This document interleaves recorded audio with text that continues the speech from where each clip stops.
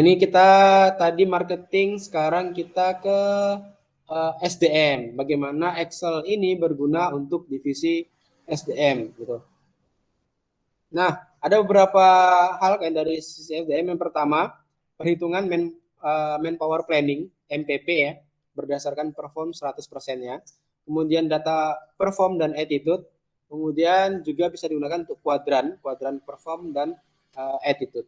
Kita ke yang pertama. Data Excel kita bisa manfaatkan untuk kita bisa mengelola karyawan kita di SDM. Sumbernya ini kita ngambil dari buku Semua Bisa Diatur ya. Ada beberapa ya kuadrannya yang sumbu X dan Y ya. Kalau kita belajar ya waktu kecil ya. Nah ini X yang ini ada yang good attitude, ada yang bad attitude, kemudian Y ada good performance dan bad performance. Ya, next.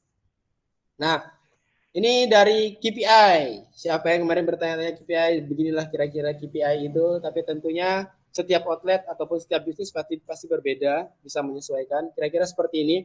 Ini adalah perform 100% kru outlet di kita. Gaji pokok dinilai 1 sebagai 1 juta atau 700.000 biasanya. Tergantung kondisi ya, tergantung jabatan dan lain sebagainya. Kemudian, nah ini on time hadir 26 hari dikali 3.000 sekian. Kemudian makan, transport, ada bonus. Nah ini ada capai omset, HPP, kemudian HPP tadi ya target kita kurang dari 75%. Bonus kalau ngejualin produk-produk yang marginnya tinggi. Kemudian capai produktivitas secara individu gitu. Nah jadi di kita itu produktivitas sudah 2 individu sama barengan per shift. Nah itu. Jadi ketika di total kira-kira semuanya nanti ada 1,428 juta. Gitu. Ini adalah contoh perform 100%. Next. Nah, ini kita breakdown per karyawan.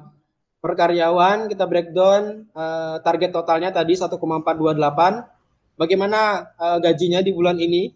Kita ketik, kemudian kita bagi gaji sekarang dibagi dengan target 100% atau 100% performnya, dapatlah sekian persen gitu ya. Nah ini misalnya Bima 109%, tinggi banget, bagus ya.